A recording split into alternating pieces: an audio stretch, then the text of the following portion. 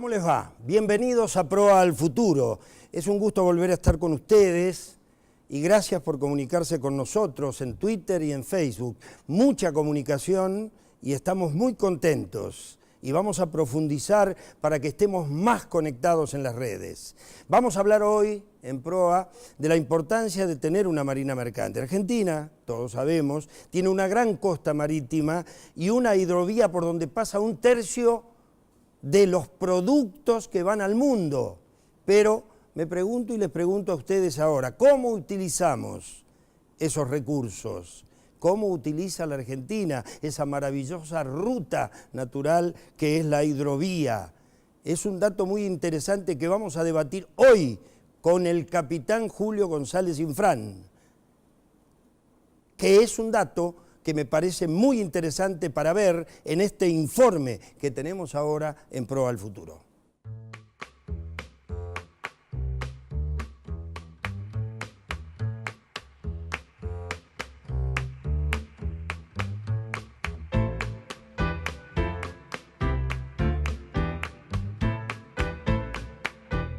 A través del tiempo, los ríos Paraguay y Paraná han sido utilizados para la navegación, el intercambio y la integración.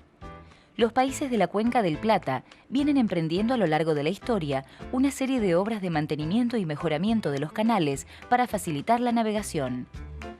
Pero solo el 1% de los barcos que circulan en esta hidrovía es de bandera nacional argentina, pese a que nuestro país comprende un 50% del tramo y que ha realizado importantes obras de mantenimiento como dragado y balizamiento.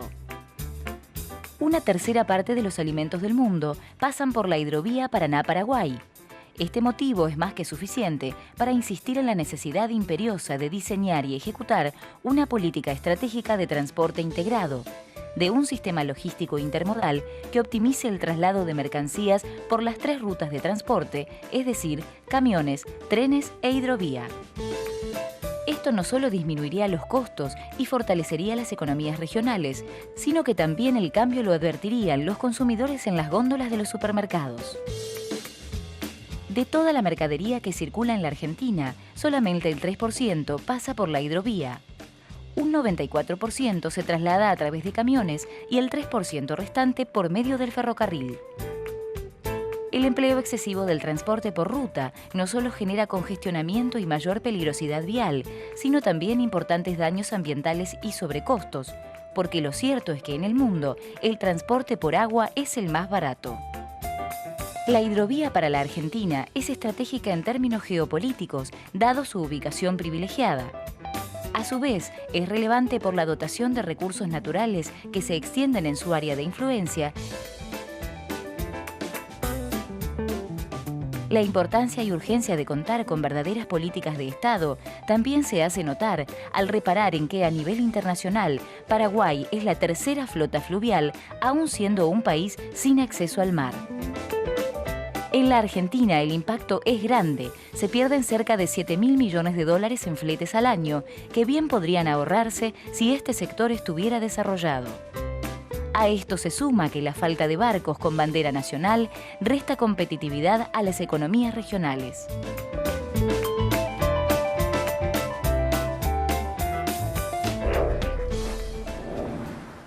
Presentado que fue el capitán Julio González Infran, es secretario general del Centro de Patrones y Oficiales de Pesca y Cabotaje Marítimo. Capitán, ¿cómo le va?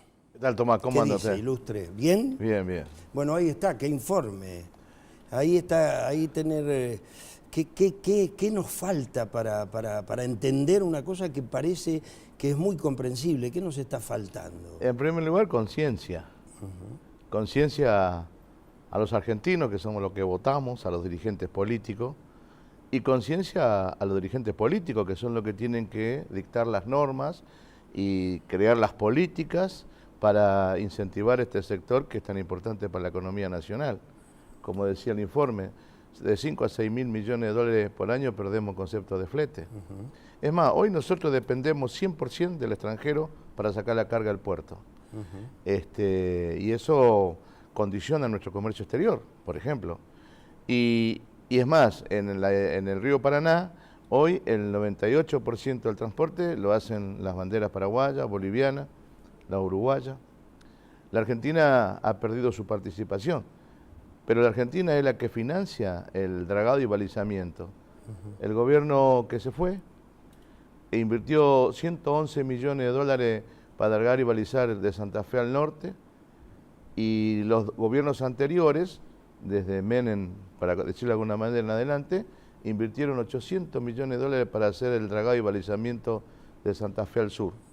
Pero la Argentina no tiene ni barco de ultramar que saque la carga de Rosario o de Santa Fe, y menos fluviales, ni barcos fluviales que saque la carga de Corrientes, de Formosa, y que utilice toda esa inversión.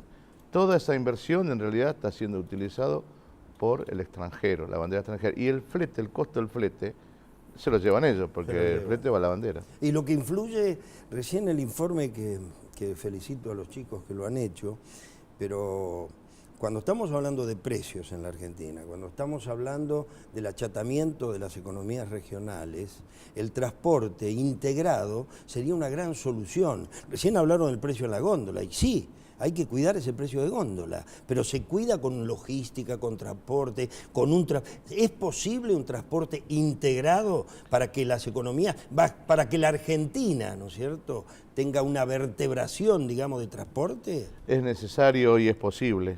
Nosotros, cuando hablamos de estas cosas, hablamos de la logística, el transporte.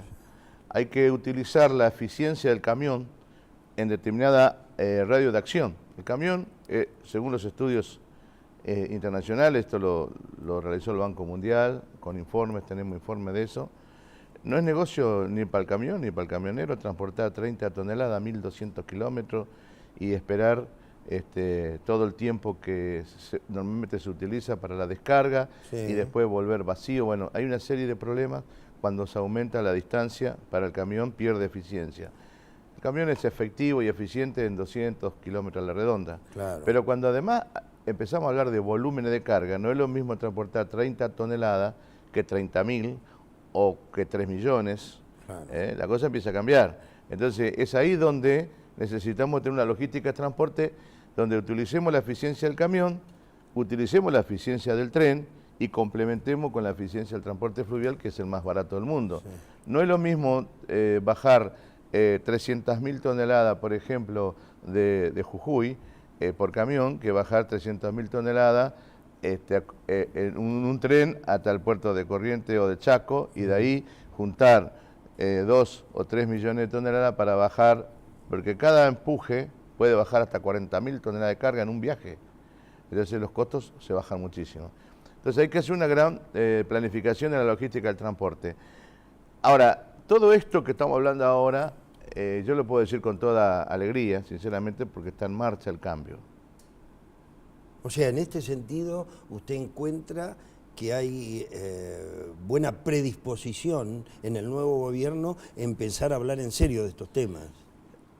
Empezamos ya hace 2 años atrás gestionando y buscando, interesando a los funcionarios de gobierno en este tema. Lo hemos conseguido parcialmente, que la semillita empiece a prender cuando encontramos diputados como de Martínez Campos, encontramos diputados como el diputado de Alessandro, que son de distintos grupos, sí, uno del Frente Renovador, otro Frente para la Victoria, o diputadas como, por ejemplo, Gladys González, que es del PRO, que empezó a interesarse por el tema. En el caso de Martínez Campos, tomó la causa, llevó adelante. Hoy estamos discutiendo en el Congreso una ley, tanto de astillero como de transporte fluvial, con intensidad. hemos recuperado una ley que tuvo media sanción del Senado y que estaba dormida en la Cámara de Diputados y estuvo a punto de perder su estado parlamentario, que era para recuperar todo el transporte marítimo del sur. Fíjense una cosa, ya tenía media sanción de la Cámara de Diputados y los diputados, en la Cámara de Senadores, y los diputados, muchos ni siquiera sabían que existía esa ley.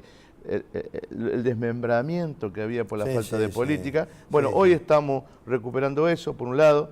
Bueno, pero además, una cosa muy importante, hubo un cambio de gobierno, donde la gente eligió un nuevo gobierno, y este nuevo gobierno empezó a tomar carta directamente desde el más alto nivel en este problema. Hoy acabo de venir de una reunión con el ministro de Transporte y los gremios de la Federación Marítima y Portuaria para empezar a tratar profundamente los cambios que se avecinan en el área y toman la causa y empezamos a trabajar. Lo mismo el ministro de Transporte lo hemos reunido con los armadores y empezó el proceso. Y tal es así que hoy, lo puedo decir públicamente, tengo el informe de que hay varios armadores, uno de ellos ya tiene 2 buques, uno en construcción, que están tratando de terminarlo, y otro ya está listo para ser embanderado con bandera argentina, y hay otro armador que es a través de una cooperativa que trae 2 remolcadores 0 kilómetros con bandera argentina y una draga con bandera argentina. Empezó el proceso de inversión en el área porque hay toda una expectativa de los cambios.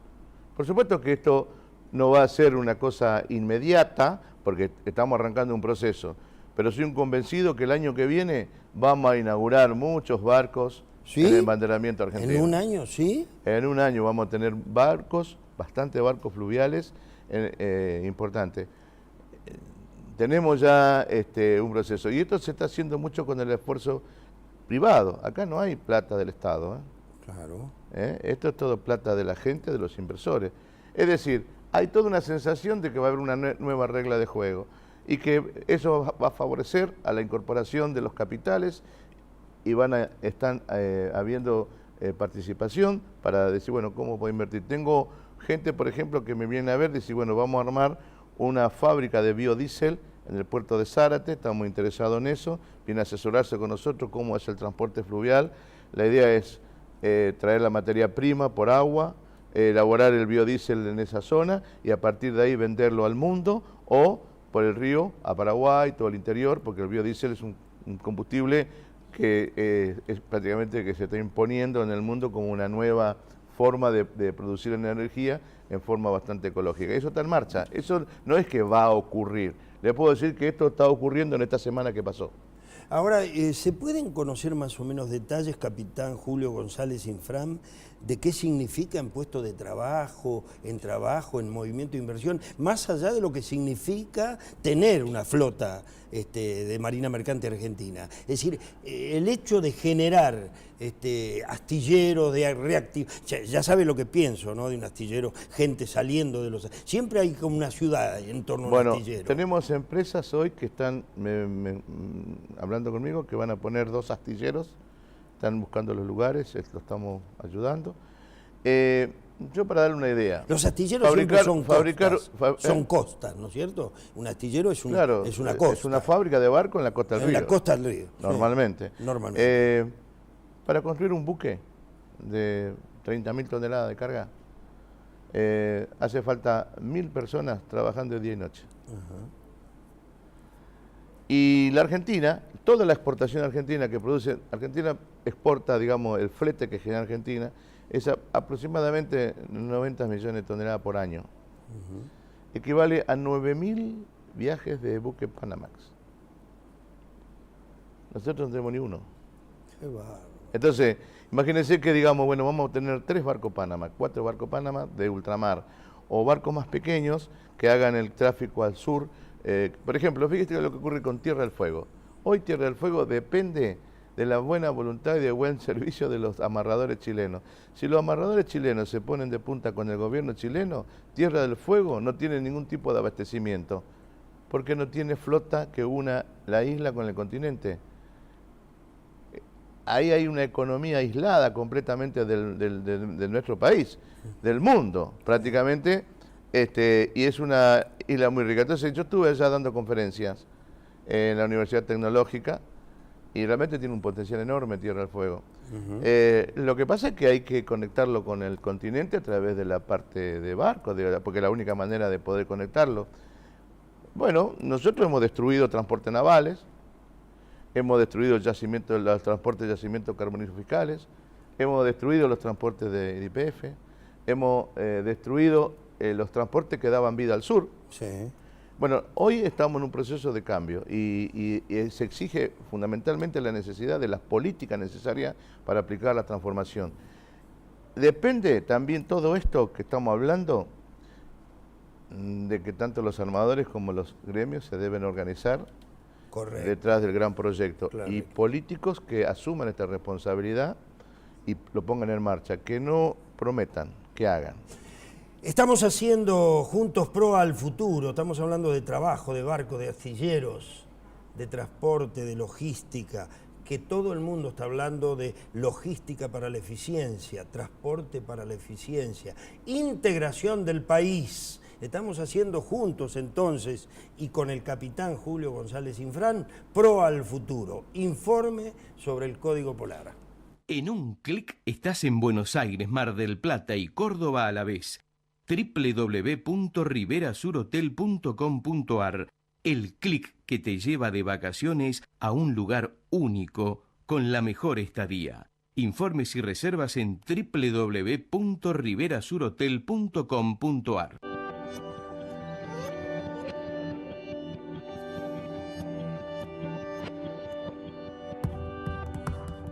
Los buques que navegan en las regiones ártica y antártica están expuestos a distintos riesgos, que tienen sus particularidades definidas por el clima y la geografía.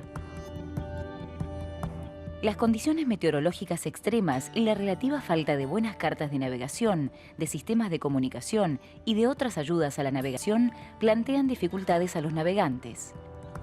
La lejanía de las zonas polares hace que las operaciones de salvamento o de limpieza resulten difíciles e incluso costosas. Las bajas temperaturas reducen la eficacia de muchos de los componentes del buque, desde la maquinaria del puente y el equipo de emergencia hasta las tomas de mar. El hielo, cuando hay en la zona, también impone cargas adicionales en el casco, el sistema de propulsión y los apéndices del buque. La Organización Internacional Marítima, OMI, ha adoptado el Código Internacional para los buques que operan en aguas polares, que comúnmente se conoce como Código Polar. También incluyó las enmiendas correspondientes a los convenios internacionales para la seguridad de la vida humana en el mar y para prevenir la contaminación por los buques. Estas normativas comenzarán a tener vigencia a partir del 1 de enero de 2017.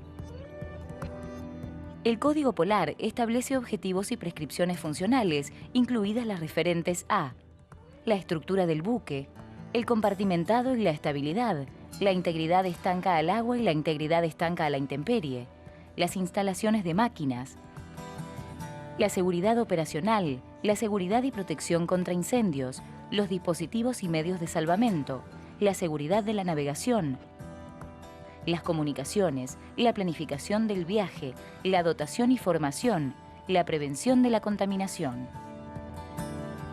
A pesar de la importancia geopolítica y económica que tienen las áreas árticas y antárticas para los países que las abarcan, lo cierto es que la Argentina es un caso singular.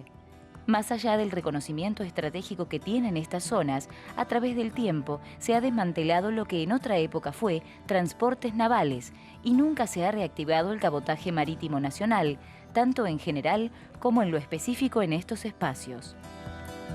Los efectos colaterales que tiene la falta de una línea de cabotaje marítimo nacional exceden las cuestiones de transporte, que se vería fortalecido por la baja de costos en los fletes y provocaría un importante impulso a las economías regionales. También contribuiría a cuidar el delicado equilibrio que guarda este medio ambiente y a la vez permitiría promover la autonomía del sector naviero y potenciar el trabajo y las producciones.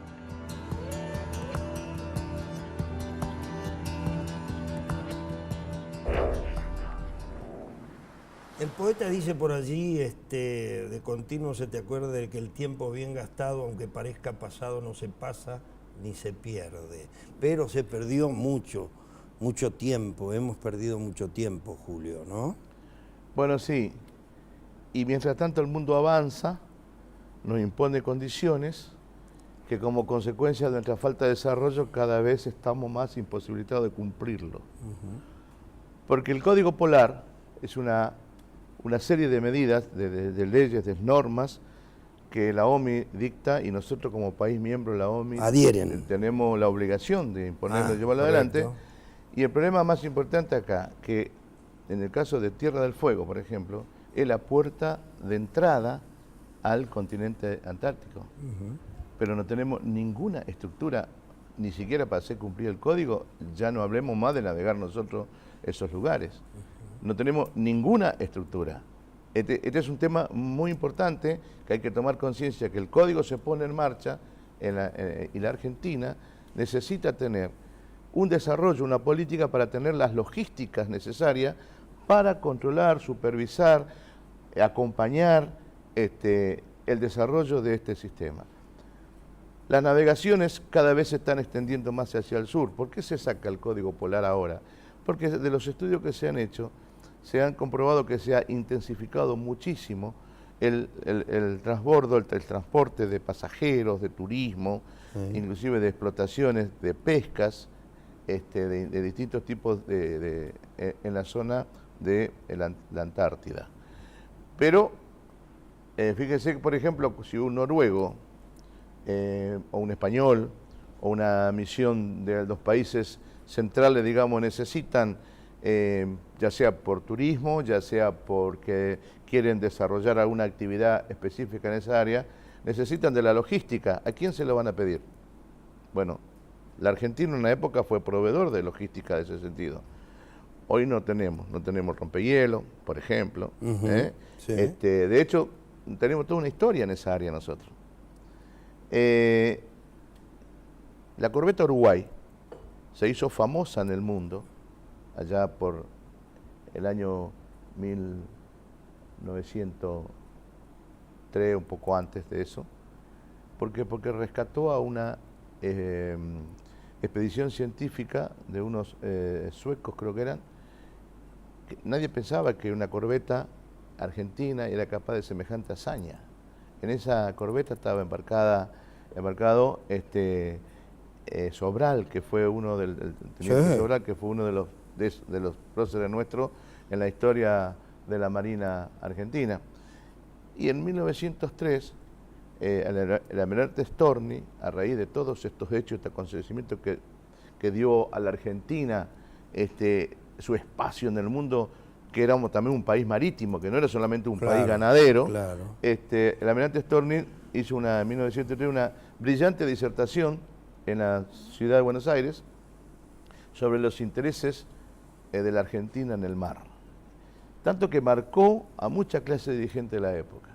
Eso trajo como consecuencia que en 1933 aproximadamente se votó por ley la creación de lo que es hoy la Liga Naval Argentina, que en realidad no promociona la carrera náutica, sino lo que hace, promociona la conciencia de los argentinos con respecto a su territorio de agua, que es el mar Antártico argentino, el mar argentino. Bueno, hoy el Código Polar es un elemento importante a tener en cuenta. La Argentina va a tener que ser autoridad de aplicación y para eso necesitamos los elementos, necesitamos los medios, la logística. Lo hemos hablado con autoridades de la Marina que están muy preocupados por estos problemas, porque ellos tienen responsabilidad en toda la área del sur, como autoridad marítima de la región. Nosotros hemos hecho nuestros aportes, humildemente como gremio, hemos apoyado, hemos desarrollado un software para las cartas electrónicas de la navegación en la Antártida, porque tenemos un delegado nuestro, un capitán, que además es hidrógrafo y es un hombre muy especializado en pesca, en todo lo que es navegación, y además profesor de la Universidad Tecnológica de Tierra del Fuego. Con alumnos de Tierra del Fuego hemos desarrollado ese software que hacía falta y hoy hemos aportado eso. Creo que la prefectura hoy lo está utilizando, está en prueba, porque es un elemento que llegó a ser más competitivo que el extranjero. El producto extranjero nosotros ese producto que elaboraron estos chicos de la universidad, a quien apoyamos y bueno, ahora lo estamos promocionando, me parece que vamos a mandar un par de ellos a la India, porque estuvimos reunidos con el embajador indio y ellos son muy adelantados en todo lo que es la industria del software y le interesó mucho y lo quiere llevar becado a los chicos. Claro. En fin, nosotros de nuestro gremio estamos haciendo un aporte muy importante en ese sentido. Porque el capitán que le hablo además es el capitán del buque, del único buque pasaje, creo que es el Ushuaia, que va con excursiones de pasajeros de turismo a la Antártida. Claro. Es un hombre que hace ese trabajo. Digamos que una carta de navegación es un instrumento muy importante, fundamental. Tiene que ser, por ejemplo, si en una carta de navegación no está señalado una roca que cuando baja la marea queda 5 pies, 6 pies de profundidad, y no está señalado, porque eso está oculto, no lo ve, y usted normalmente le pasó a 3 o 4 metros, nunca se dio cuenta y un buen día le pasa por encima y hunde el barco. Ha pasado esos accidentes, hay casos de eso. Bueno, la carta de navegación, ¿y cuál es el problema que hay cuando en el trazado, en el dibujado y plasmar en la carta las costas? Es el tema de los cielos, porque en invierno esos hielos avanzan, crecen, y en el verano esos hielos retroceden. Entonces, no siempre tenemos claro en el radar si lo que se está marcando es costa o hielo. Entonces, Capitán, nos quedan unos minutitos y yo no me quiero perder la oportunidad, ya que lo tenemos, de preguntarle cómo está la Argentina con obreros especializados, capacitación. Sé que los sindicatos trabajan mucho en eso, para ir a buscar esto que está planteando usted con la política. Nosotros tenemos justamente un potencial muy importante. Nosotros tenemos gente muy capacitada. De hecho, nuestro gremio ha invertido en un simulador de peculio propio cerca de $500.000 y los maquinistas navales también han invertido, creo que en este programa lo han mostrado, otro simulador para el equipo de máquina. Nosotros tenemos gente estrenada, tenemos ese potencial, tenemos escuela de capacitación. Un oficial fluvial tiene que hacer su carrera después del secundario y son 3 años de colegio, de estudio, más 1 año más de pilotaje para comenzar a ser oficial fluvial e iniciar la carrera. Lo mismo pasa en la escuela náutica para hacer la carrera de mar. Lo mismo pasa en la escuela de pesca para salir pescador. Nosotros tenemos una estructura de capacitación muy importante, la más importante de Latinoamérica. Capitán, muchas gracias por venir, muchas gracias por estar en Pro al Futuro. Nosotros estamos muy contentos. Vamos a recomendar a aquel que maneje los medios estatales que no se olvide del mar. Con Paca Paca, con Encuentro, con Canal 7, que hay que difundir mucho esto. Esto es hacer patria, es hacer escuela. Pro al Futuro. Hasta la próxima.